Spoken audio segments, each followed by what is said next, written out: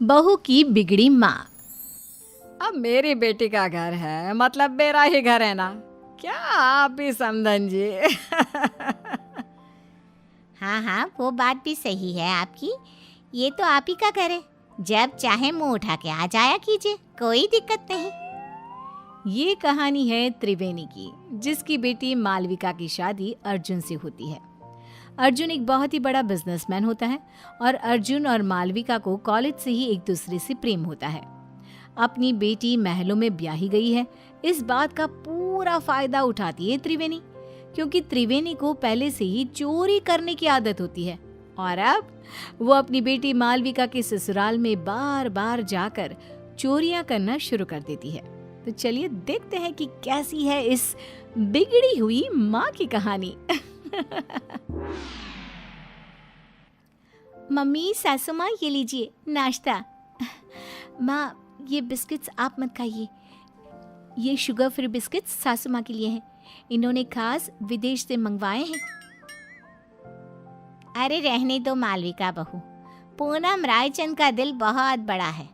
मैं गरीबों को इतना दान करती हूँ तो क्या अपनी समधन को एक बिस्किट नहीं दे सकती? जस्ट किडिंग समधन जी। और हाँ मालविका बहू, आइंदा से तुम ये नौकरों वाले काम बिल्कुल मत करना। इन सब के हाथों में क्या मेहंदी रची है? मालकिन, वो पिछली बार सोने और चांदी के बर्तन हमसे टूट गए थे, इसलिए हमें बड़े साहब ने रसोई का काम करने से मना किया है। अरे चिल चिल, हम रायचंद हैं और इस महल में ऐसे हजारों सोने और चांदी की चीजें हैं, टूटती है तो टूटने दो, हमारे पास किसी भी चीज की कोई कमी नहीं है।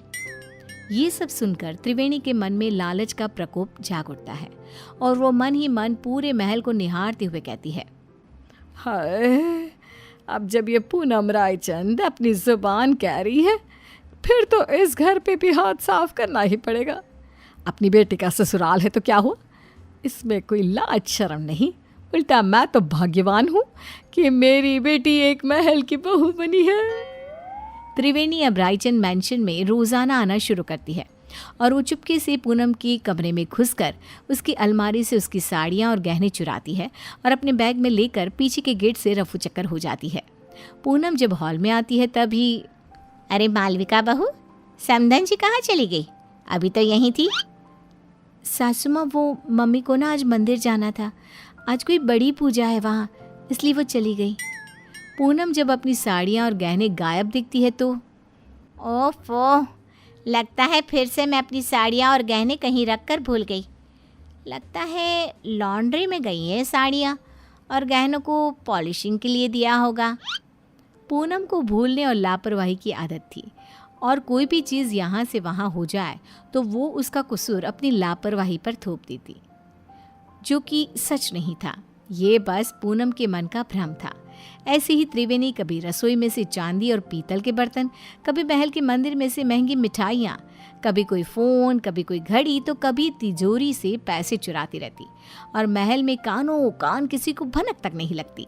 एक बार, अरे ये क्या मालविका, हमारी तिजोरी खाली और खुली क्यों है? इसका मतलब घर में चोरी हुई है। तुम रहती कहाँ हो? तुम्हारा हमारे कमरे ऊपर ध्यान नहीं रहता है क्या? ये क्या बेतुकी बात कर रहे हो आप अर्जुन? मैं इस घर की बहू हूँ और मेरे कंधों पर दुनिया भर की जिम्मेदारियाँ रहती हैं। अब क्या मैं कुर्सी लगाकर कमरे में बैठकर चौकीदारी करती रहूँ? वही रह गया है क्या? पूरे महल के हाउस कीपिंग स्टाफ और सिक्योरिटी को एकत्रित किया जाता है और सबकी तलाशी ली जाती है। पूनम को अब समझ में आ जाता है कि पिछले कुछ दिनों से सिर्फ उसकी ही नहीं बल्कि महल की काफ़ी चीज़ें भी गायब हो रही थी। पूनम का पति इंद्रेश कहता है, अरे पूनम, तुम खामखा अपने आप पर भुलक्कड़ होने का, लापरवाही होने का शक कर रही थी, जबकि चोरियां सिर्फ हमारी ही नहीं, पूरे महल की चीज़ों की चोरी हो रही थी और मालविका बहू और अर्जुन की भी कई सारी चीज़ें गायब हुई हैं। महल में सिक्योरिटी इंचार्ज बोलता है, बड़े साहब, हमने ये बात आपको बताने की कोशिश की, लेकिन पिछले कुछ दिनों से आप शहर के बाहर थे और मालकिन जी भी दिन भर बाहर रहती थी, तो बता ही नहीं पाए। महल में छोटी सी छोटी चीज़ें भी चोरी हो रही है। ये बात तो अब बहुत गंभीर हो गई है, और तगड़ी सिक्योरिटी तैनात कर लो। लेकिन अब इस घर में कोई चोरी नहीं होनी चाहिए। तभी वहां पे त्रिवेणी आ जाती है। क्या हुआ दामाद जी, और आप सब इतने चिंतित और परेशान से क्यों नजर आ रहे हो? कोई समस्या आन पड़ी है क्या? हाय हाय। अर्जुन त्रिवेणी को आए दिन होने वाली चोरियों के बारे में बताता है और त्रिवेणी थोड़ी सी घबरा भी जाती है। अरे बाप रे बाप, इतनी बड़ी बात! आम सी बात है, हमारे गली मोहल्लों में ना इतनी सारी चोरियां होती है, तो फिर ये तो एक राजमहल ठहरा। चिंता मत कीजिए आप सब, कड़ी सिक्योरिटी कर दीजिए। मतलब क्या, चोर और चौकन्ना हो जाएगा और कम चोरी करेगा। क्या मतलब है आपका समधन जी? हाय हाय, अरे गधेड़ी बेवकूफ त्रिवेणी, ये क्या बोल रही हो? बैल, मुझे मार जैसी समस्या खड़ी मत कर त्रिवेणी। समधन जी, किस सोच में डूब गई आप?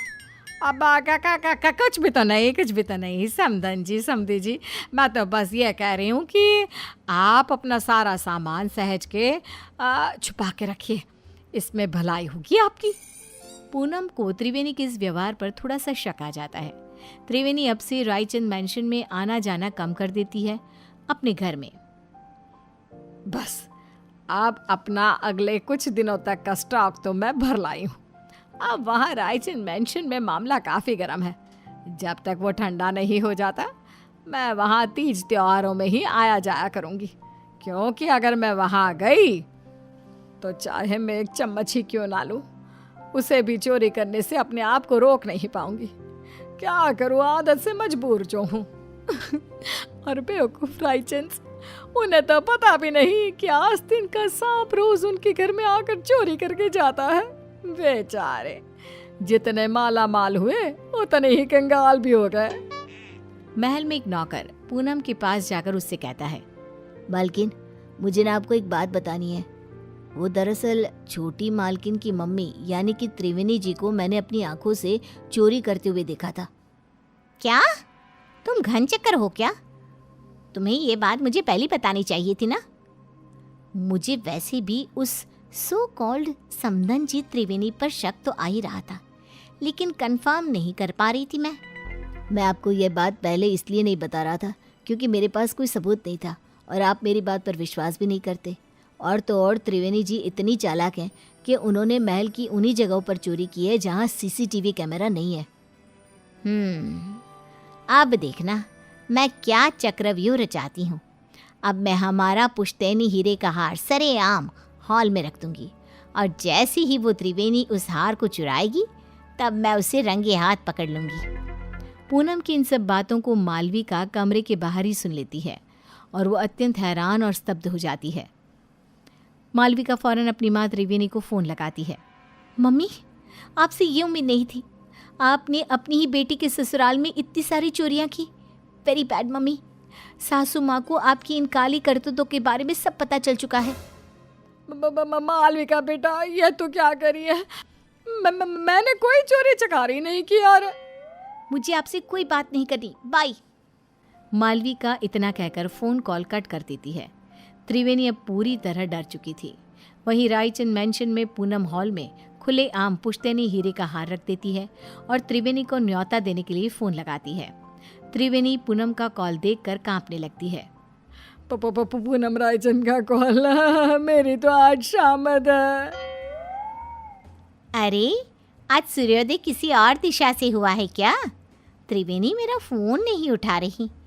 खैर, वो वैसी भी आज आने ही वाली थी 2 बजे तक। अपने आप आएगी और सारी चोरी सीसीटीवी में रिकॉर्ड हो जाएगी। पूनम अपने कमरे में आराम करने चली जाती है और सभी नौकर भी भोजन करने जाते हैं। तभी वहाँ पर बालकनी से एक चोर आता है और वो पुश्तैनी हीरे का हार चुरा कर ले जाता है। और बाद में जब पूनम ये सीसीटीवी में देखती है तब, ये क्या? ये तो एक आदमी चोर है। अरे नहीं, ये क्या कर दिया मैंने? तभी पूनम का फ़ोन बजता है और उसे एक वीडियो मैसेज आता है जिसमें त्रिवेणी का वीडियो होता है। क्यों समधन जी, आपको क्या लगा आप मुझे पकड़ लोगी? लेकिन मैं तो चली 7 समंदर पार। अब आप मुझे कभी पकड़ नहीं पाओगी। मेरी मालविका का ख्याल रखना और अपने सामान का भी। त्रिवेणी, तुम्हारी इतनी हिम्मत! पूनम गुस्से में फ़ोन पटक देती है और वहाँ त्रिवेणी एरोप्लेन में उड़कर सारा चुराया हुआ सामान लेकर रफू चक्कर हो जाती है।